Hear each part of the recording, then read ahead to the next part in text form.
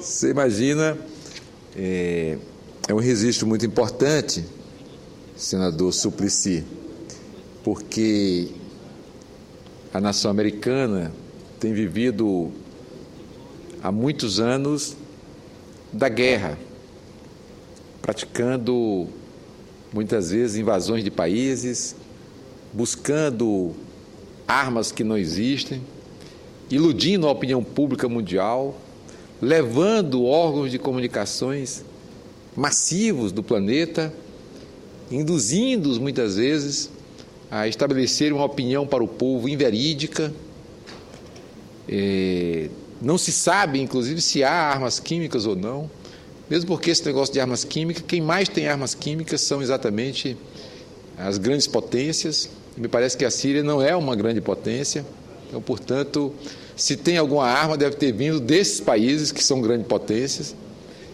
Então, é bom exatamente que o Estado sírio esteja aberto diante da batalha que trava para manter o seu país de pé, soberano, mesmo com os enfrentamentos internos.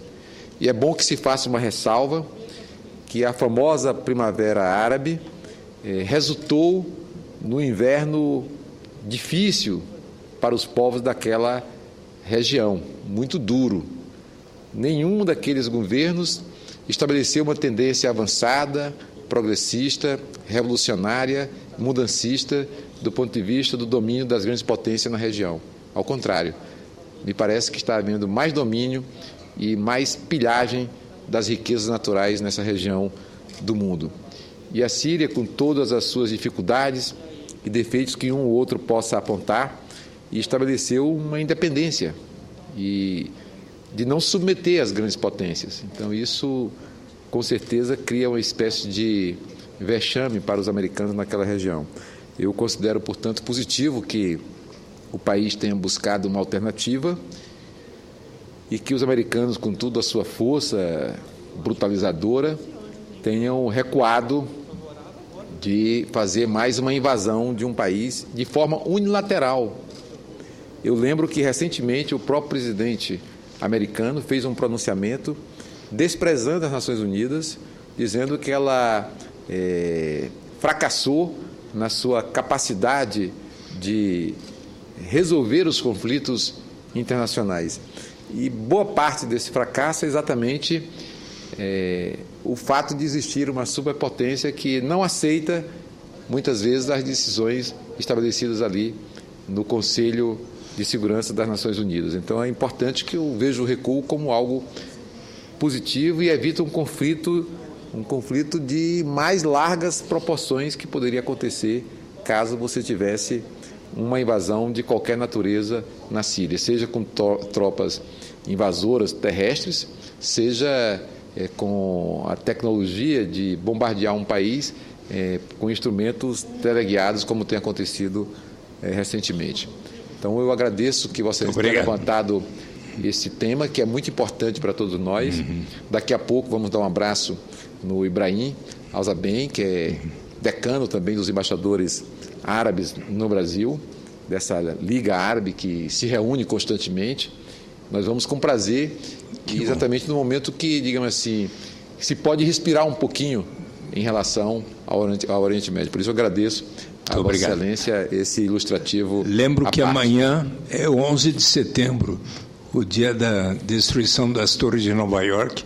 O presidente Barack Obama fará um pronunciamento hoje às 10 horas da noite, relembrando aqueles episódios, mas também sobre a decisão que está por tomar mais definitivamente sobre a Síria, algo que é de grande relevância também.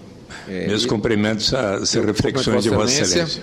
Mas também amanhã farei aqui um pronunciamento, não em contraponto ao presidente Obama, mas para registrar o golpe de Estado do Chile que matou Allende, um governo democraticamente eleito, progressista, avançado, com as forças populares de esquerda e que teve por trás do golpe exatamente o poderio norte-americano, infelizmente. Mas foi o que aconteceu. Então, foi bem lembrada a data por Vossa Excelência. Então, senhor presidente, senhoras e senhores senadores, quero fazer o registro de que acabei de receber a visita aqui do prefeito de Horizonte, uma comitiva com o presidente da Câmara de Vereadores da cidade de Horizonte. Nós tivemos recentemente um bom debate do nosso partido, que apoiou a eleição e participou ativamente da eleição no município de Horizonte, com muitas reivindicações. É um distrito industrial ali da região metropolitana de Fortaleza, que tem muito peso.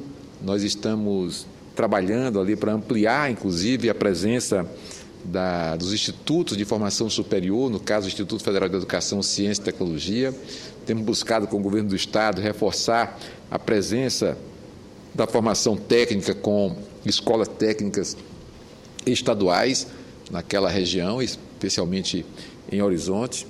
Também registro que estivemos no município de Baturité, na região do maciço do Baturité, uma região que já teve, digamos assim, um destaque muito grande na nossa economia, inclusive o município de Baturité, que sempre tinha uma ampla representação na Assembleia Legislativa e mesmo uma força muito grande na eleição de deputados federais.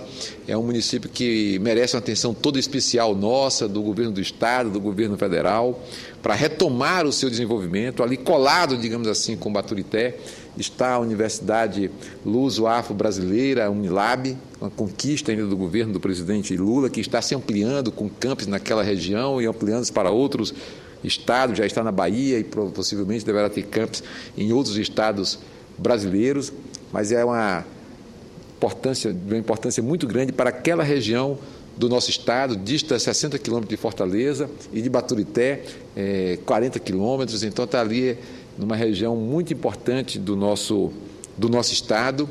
Nós nos comprometemos com o município de Baturité em lutar para que o hospital de formação do curso de medicina que vai estar na Unilab e que vai ser então um hospital regional, seja em Baturité, que está ali colado, porque você amplia São Francisco do Conde, com certeza, não tem dúvida que já recebeu um campo importante da Unilab. A reitora, professora doutora Nilma, com certeza não vai deixar de atender jamais Baiano, nosso amigo, grande figura.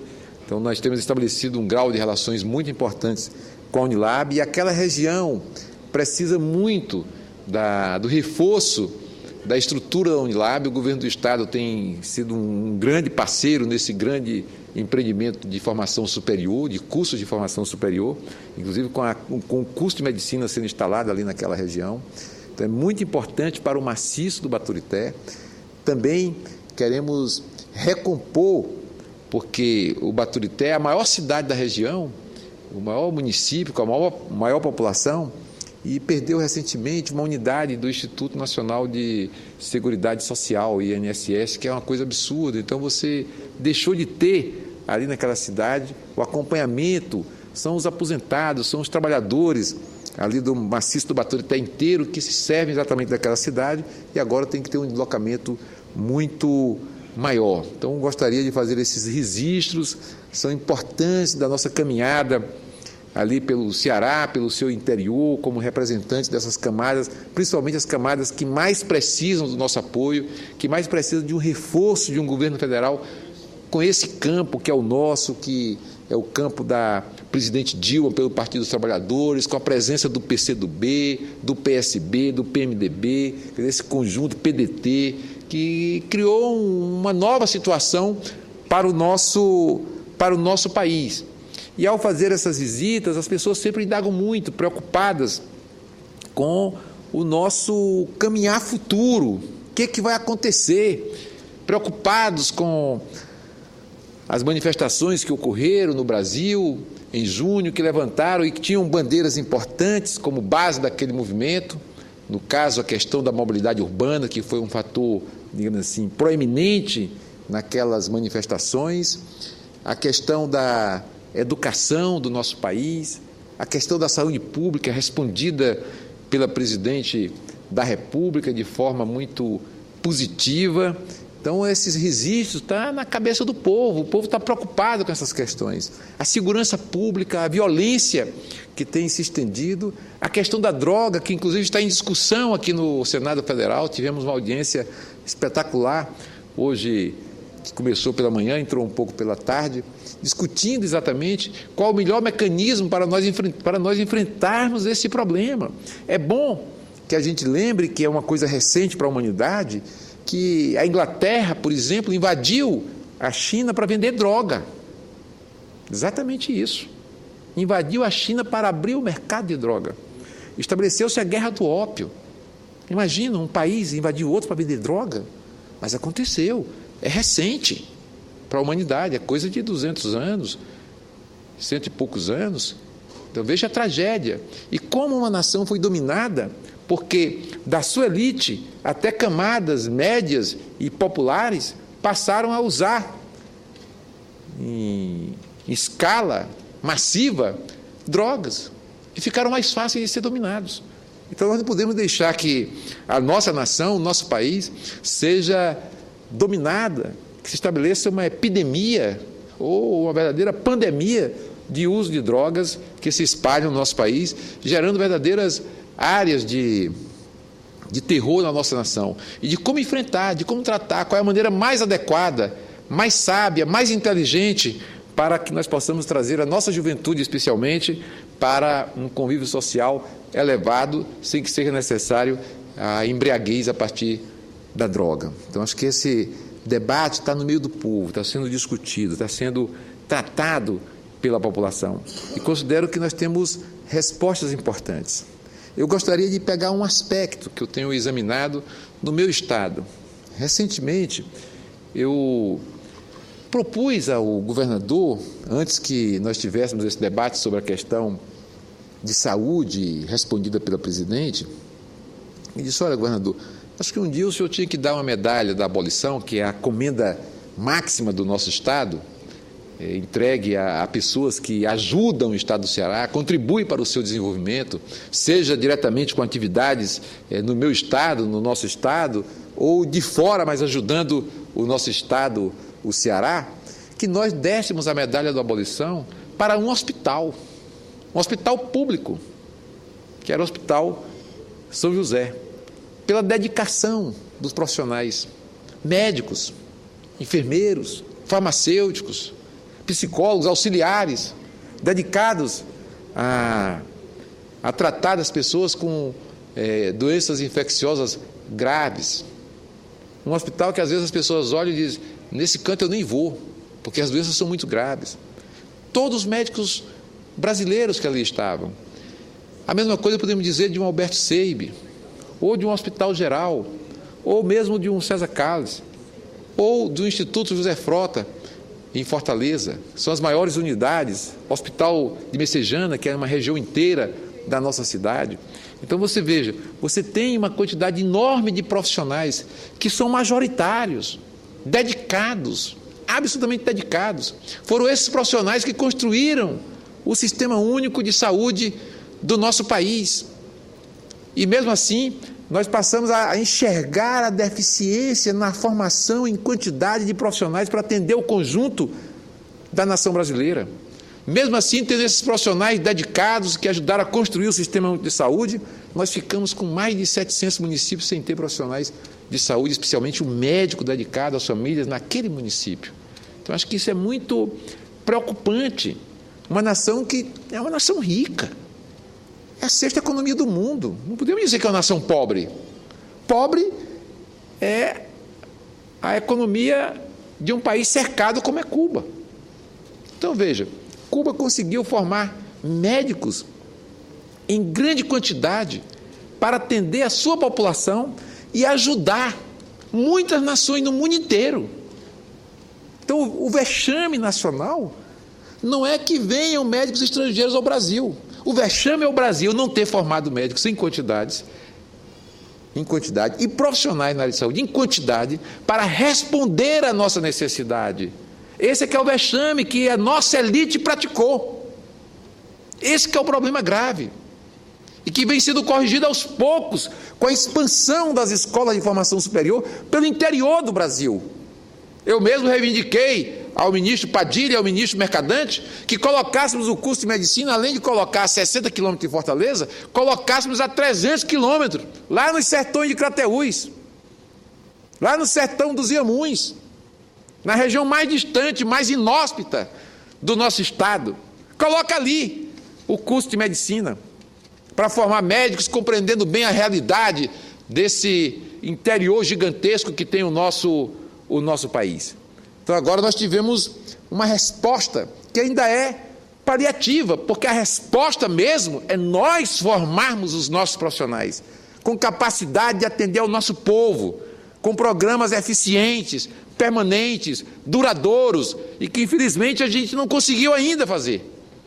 Mesmo o financiamento da saúde, quando nós discutimos aqui a CPMF, nós estamos discutindo agora, está o senador Humberto Costa, com a matéria na mão sobre o financiamento da saúde pública no Brasil, ou mais precisamente, a discussão sobre o subfinanciamento da saúde no Brasil. Por quê? Porque nós resolvemos aqui, no Senado da República, impedir que o governo dispusesse de recursos através da CPMF, que era uma contribuição de 0,8%. Um tributo que tem, talvez era o que tinha a menor alíquota, dentre todos os tributos praticados no Brasil. Era algo, digamos assim, que não incomodava o bolso das pessoas mais simples, mas conseguiu incomodar os bolsos dos milionários no país, que fizeram uma campanha insana para retirar da saúde a CPMF, que só naquele ano representaria, para o ano seguinte, 40 bilhões de reais. Nós estamos lutando por esses recursos. E isso dificultou muito a ação do nosso governo. Criou dificuldades imensas, que está se buscando corrigir. Primeiro, numa situação emergencial. É evidente. É uma resposta a um clamor popular, a um clamor das ruas. E nós temos que, ao mesmo tempo, compreender essa necessidade de que nós temos que ter de mais profissionais e as reivindicações dessas categorias e dessa categoria especificamente, para a gente não querer demonizar também os profissionais que se dedicam no dia a dia à saúde do povo desde sempre no nosso país.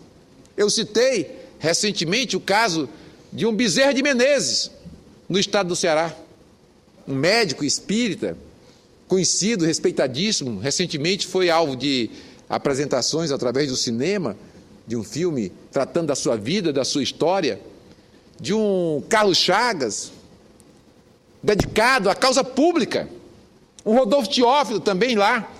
Rodolfo Teófilo tem uma história interessante para o nosso senador Walter Pinheiro, porque ele sempre disse: eu sou cearense, mas eventualmente ele nasceu na cidade de Salvador, porque o pai tinha feito uma promessa com a mãe de que mesmo morando no Ceará, ele viria a Salvador para que o primogênito nascesse na cidade de Salvador.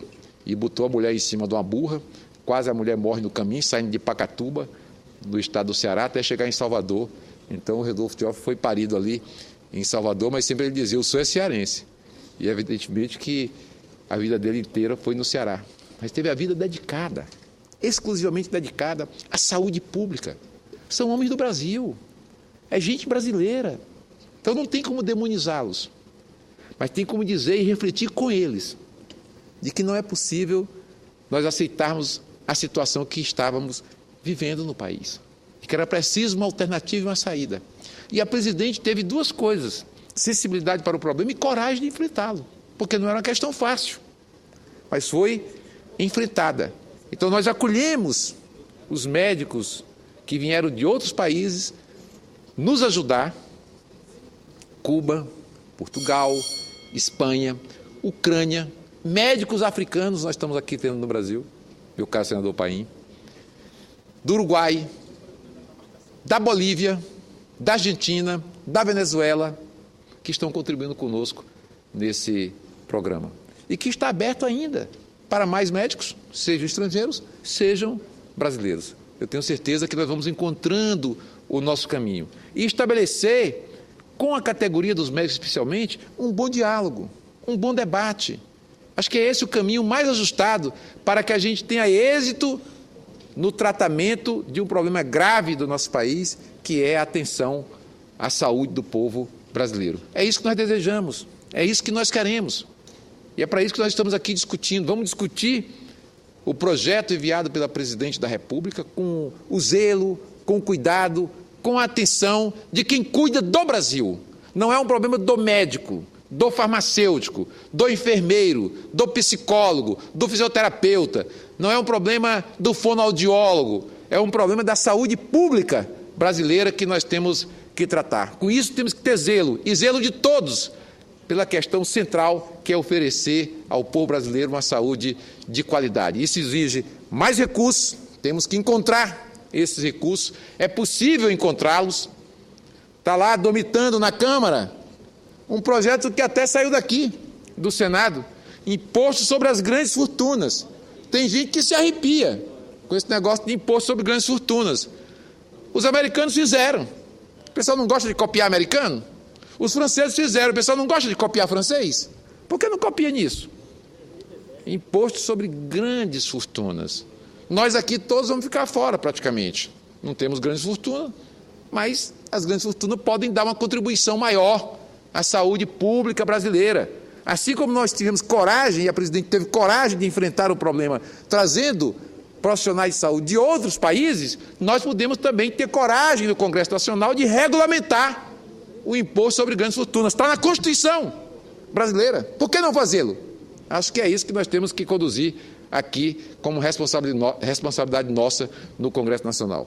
Por isso, senhor presidente, agradeço a Vossa Excelência a paciência de nos acompanhar nesta noite, antes de chegarmos até Alzabém, para homenagear também a comunidade árabe do nosso país. Muito obrigado.